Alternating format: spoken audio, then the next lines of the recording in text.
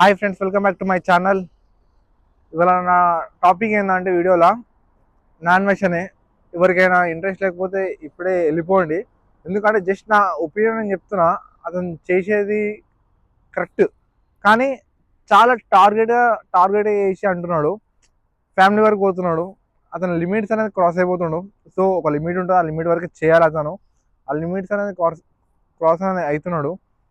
అయితే ఈ 2-3 మంత్స్ నుంచి అతను కంటిన్యూగా ఇన్ఫ్లుయెన్సర్ని, అంటే నార్మల్గా వ్లాగ్స్ చేసే వాళ్ళని, ప్రతి ఒక్కరిని టార్గెట్ చేసి యూట్యూబ్లో ఎక్స్ప్లోర్ చేస్తుండు.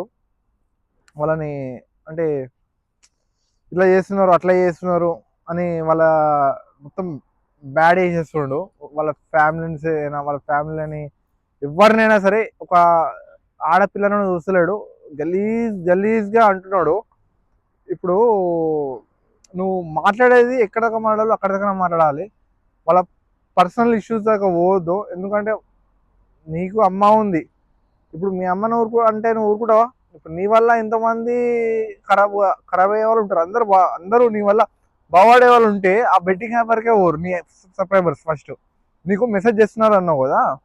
చాలా మంది నీ సబ్స్క్రైబర్స్ అంటే నీ వరకు మెసేజ్ చేస్తున్నారు అంటే వాళ్ళకి నువ్వు తెలిసినట్టే కదా. వాళ్ళు నీ వీడియోలు చూస్తున్నా, అందుకే కదా నీకు మెసేజ్ చేసేది. వాళ్ళు నీకు మెసేజ్ చేస్తున్నప్పుడు వాళ్ళకి నువ్వు బుద్ధి చెప్పకుండా, వాళ్ళకి నువ్వు వాళ్ళ మీద ఒక వీడియో చేయకుండా, వాళ్ళని ఒక మాట అనకుండా, ఎవరు ప్రమోషన్ చేస్తున్నారు, ఎవరు ఏం చేస్తున్నారు వాళ్ళని అంటున్నావు నువ్వు. వాళ్ళు ఎవరు అంటున్నావు? వాళ్ళు ప్రమోషన్ చేసే వాళ్ళు ఒప్పుకున్నారు. మ్యాక్స్ ఒప్పుకొని ఆపేసినారు కూడా. ఓకేనా? చాలామంది ఆపేసినారు ప్రమోషన్ చేయడం. ప్రమోషన్స్ అసలు చేసేవారు కూడా కొంతమంది అయితే. ఆపేసినాం కూడా, వాళ్ళు తప్పని ఒప్పుకున్నాం కూడా, నువ్వు అన్ని కోట్లు ఇన్ని కోట్లు ఎందుకు అవన్నీ? ఫస్ట్ నువ్వు ఏం చేయాలంటే, ఎవరు ఆడి నష్టపోతున్నారు, ఎవరు గడ్డి తిని బెట్టింగ్ యాప్స్ దగ్గర పోయి లక్షలు పెడుతున్నారు. మొన్న నేను ఒక వీడియో చూసిన, నేను చచ్చిపోతున్నా, నేను నా వల్ల అవుతలేదు, నాకు ఇంట్రెస్ట్లే కడుతున్నా నాకు అవి అని చెప్తుండు. అతను చూసినావు కదా, అతను ఒక మంచి జాబ్ చేసే పర్సనే, పెద్దోడే. ఓకేనా? అంత పెద్దోడికి తెలివి లేదు, గడ్డి ఏంటుడు. అడుగు ఫస్ట్ వాళ్ళని. అంత పెద్దోడయి బెట్టింగ్లో ఆడుకొని గడ్డి ఏంటుడా? ఫస్ట్ అట్లాంటి పర్సన్స్ అడుగు. ఓకేనా? ఇప్పుడు చనిపోయాడు, మంచిగా చచ్చిపోతాడు, కానీ ఫ్యామిలీకి ఎంత బరిగేసిపోతుంది తెలుసా? అప్పులు బాధ, కొడుకు వేయడానికి ఒక బాధ, అది కూడా బెట్టింగ్లో ఆడి పోయిన ఒక బాధ. పొరడైతే కాదు కదా అది.